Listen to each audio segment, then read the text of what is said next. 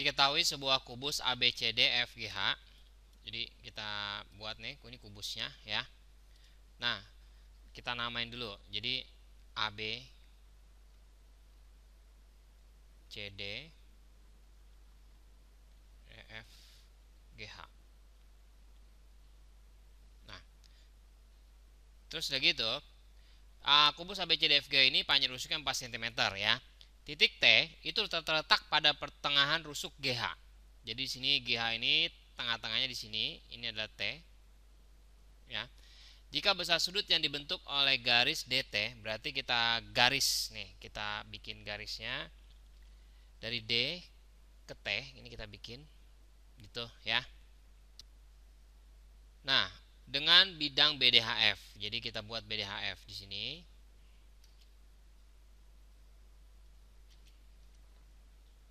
Tarik garis BD di sini HF gitu.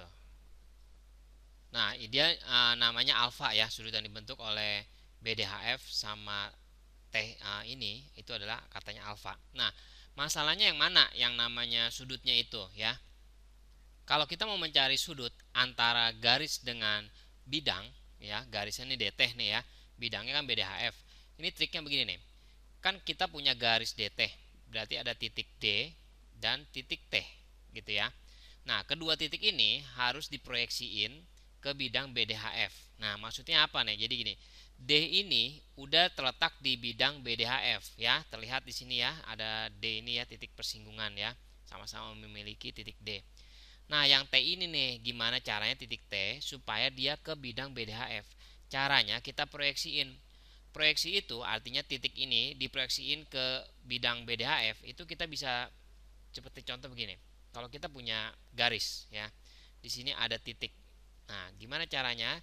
Kita tarik aja dia ke sini, tegak lurus. Ya, itu namanya diproyeksiin. Jadi kalau misalnya ini titik A, ini jadinya titiknya jadi di sini nih, A aksen. Nah, jadi titik A ini udah diproyeksiin terletak di bidang garis, terletak di garis A, terletak di bidang terletak di garis maksudnya ya. Nah, sekarang kalau misalnya nih ada garis, terus di sini ada garis, gimana nih proyeksiin garis ini supaya terletak di garis ini? Caranya, misalnya kita namain titiknya ini A, ini B. Gimana garis AB ini supaya dia terletak di garis yang bawah? Caranya, setiap titik ini kita proyeksiin tegak lurus, jadinya dia nih A aksen. Yang ini juga sama, bikin tegak lurus, ini B aksen ya. Nah, begitu juga dengan T. T kita tarik tegak lurusnya ke bidang BDHF. Kita tarik aja T ke HF. Caranya kita tarik tegak lurus. Nah,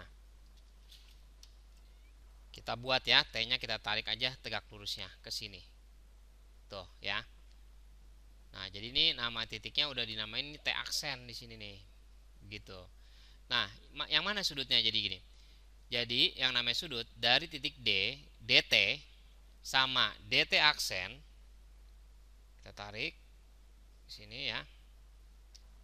Nah, sudutnya itu yang ini nih.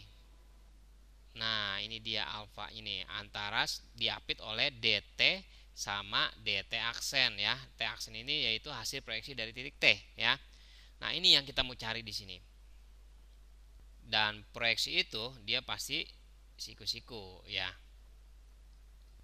Nah, karena ini siku-siku, nah kita mesti mikir berarti yang ini nih, ini juga siku-siku berarti ya.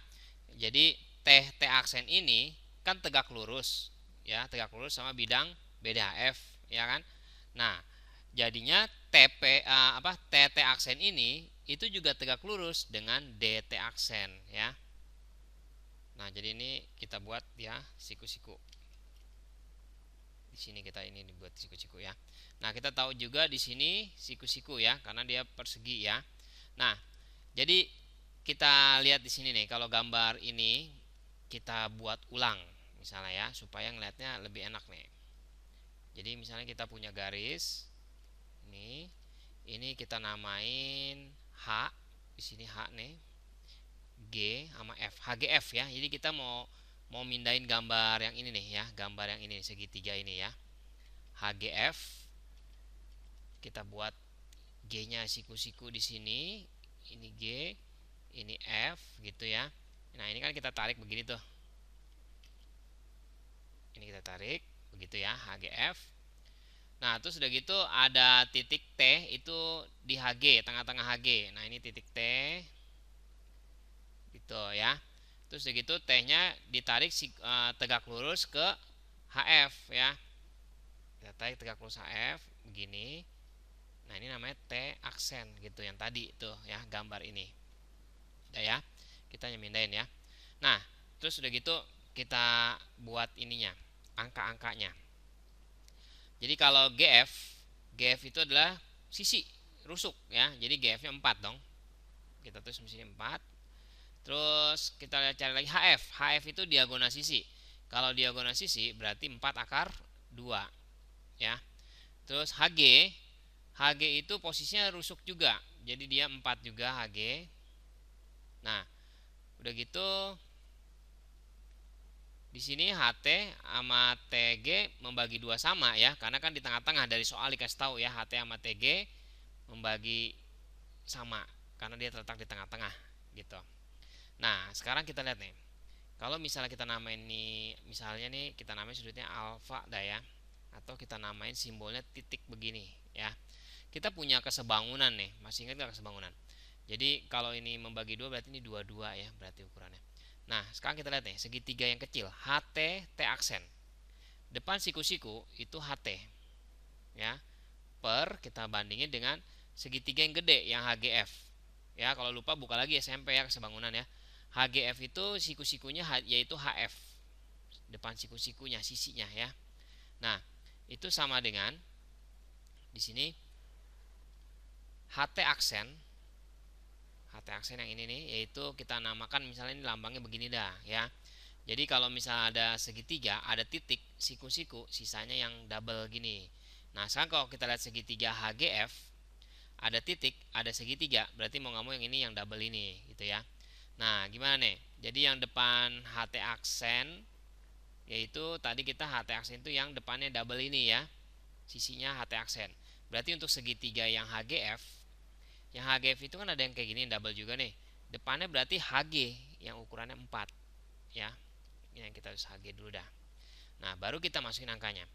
HT nya itu 2 per HF itu nilainya yaitu 4 akar 2 ya kan, sama dengan HT aksen per HG ya. HG itu adalah 4. Nah berarti ini bisa kita coret. Jadi HT aksen itu yaitu 2 per akar 2. Kalau kita rasionalin, kita kali akar 2 per akar 2. Jadi HT aksennya adalah akar 2 ya, karena akar 2 kali akar 2 kan 2. 2 bagi 2 1 ya. Nah, kita dapat nih HT aksennya itu adalah akar 2 di sini ya. Nah, jadi HT aksen di sini akar 2 ya. Nah, kita tulis di sini HT aksen akar 2. Di sini dia ukurannya 4 ya untuk HD. Nah, jadi kita bisa nyari ini nih, DT aksen ya. DT aksen itu caranya kita pakai Pitagoras ya kan. Kita hapus dulu ya biar gampang lihatnya. Nah jadi kalau kita mau nyari DT aksen, berarti begini caranya nih. DT aksen sama dengan akar pakai Pitagoras lagi ya, siku-siku dong ya di sini ya pasti ya. Jadi HD kuadrat yaitu 4 kuadrat ditambah HT aksen kuadrat akar 2 kuadrat. Nah jadinya akar 18 ya. Akar 18 itu kalau disederhanain yaitu 3 akar 2. Itu DT aksennya. Nah udah gitu kita cari lagi DT.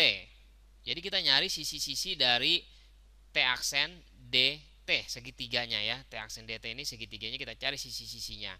Nah, ntar jadi gampang dah maksudnya apa. DT ini berarti kita lihat dari akar ya. Pitagoras lagi nih ya, nyari DT lihat segitiga DHT. Jadi kita nyari DHT ini segitiganya, lihat DH kuadrat yaitu 4 kuadrat ya, pahamin benar-benar ya. Sekalian lihat gambarnya. Ditambah HT kuadrat ditambah 2 kuadrat dong HT ya, karena dia membagi 2 ya di tengah-tengah. Nah, jadi akar dari 16 ditambah 4 akar 20 itu disederhanain jadi 2 akar 5. Nah, sekali lagi kita lihat nih ya. T aksen T ya, garis T aksen T itu tegak lurus bidang BDHF ya. Nah, jadinya TT aksen ini garisnya dia siku-siku juga atau tegak lurus dengan ini nih DT. Ya, jadi ini sini DT-nya dia siku-siku nih. Bentuk segitiganya di sini ada siku-siku. Nah, kalau kita nggak kebayang ini siku-siku ya, kita nggak tahu misalnya ini kita anggap aja nih, kita nggak tahu dah siku-siku, nggak yakin gitu ya, kita nggak usah pusingin, nggak bisa, kita pakai cara lain walaupun agak panjang, yang penting ya kita yakin gitu itu kerjaan kita benar ya. Caranya begini nih, kita cari dulu sisi T aksen ya. Caranya gimana? Kalau misalnya siku-siku berarti kan ini siku-siku ya. Kalau ini pasti siku-siku ya. Kalau T aksen dengan HF itu siku-siku karena kan proyeksi ya. Kalau proyeksi pasti siku-siku. Ya, kita tarik tegak lurus. Jadi ini siku-siku dong pasti ya. Nah, kalau ini siku-siku, kita tahu nih HT aksen, ini nih, HT aksen itu akar 2 ya. Sedangkan yang ini kan HT itu 2. Ya, jadi kalau nyari T aksen jadi sama dengan akar. Ingat ya, depan siku-siku itu sisi miring. Jadi ini sisi miringnya HT. Kita lagi ngeliat segitiga HT T aksen ya. Perhatiin gambarannya. Jadinya sisi miringnya berapa? HT ya. Jadi 2 kuadrat dikurang akar 2 kuadrat HT aksen ya. Jadi akar 4 dikurangi 2 yaitu 2 langsung ya. Nah, jadi kita tahu TT aksennya akar 2. Nah, kalau misalnya kita buat segitiga, misalnya kita buat segitiganya sembarang dah, misalnya gini nih. Padahal kita tahu ini siku-siku kalau kita tahu konsepnya. Tapi kalau enggak ya udah, kita anggap aja ini adalah titik D. Ini D ya. Ini T, ini T aksen. Begitu ya. Nah, sudutnya itu antara DT sama DT aksen. Ini yang kita mau cari nih.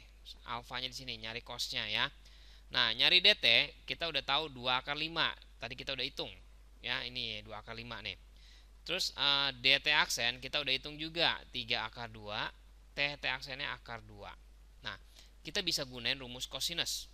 Rumus kosinus gimana? Jadi TT aksen kuadrat itu sama dengan DT kuadrat ditambah DT aksen kuadrat min 2 dikali DT dikali DT aksen dikali cos alfa ya. Mesti ingat ini ya, karena susah juga ntar kalau kita lupa semua.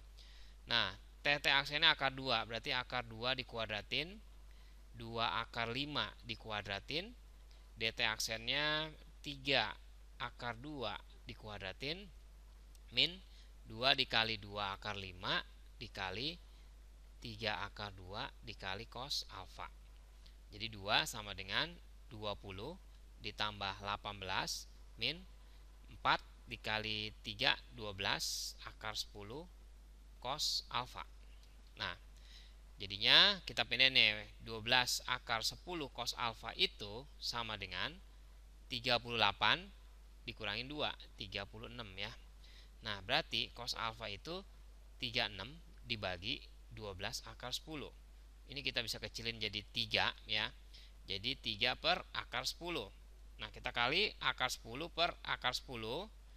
Jadi jawabannya adalah 3 per 10 akar 10. Nah, jadi cos alfanya yaitu 3 per 10 akar 10 yang E kita pilih.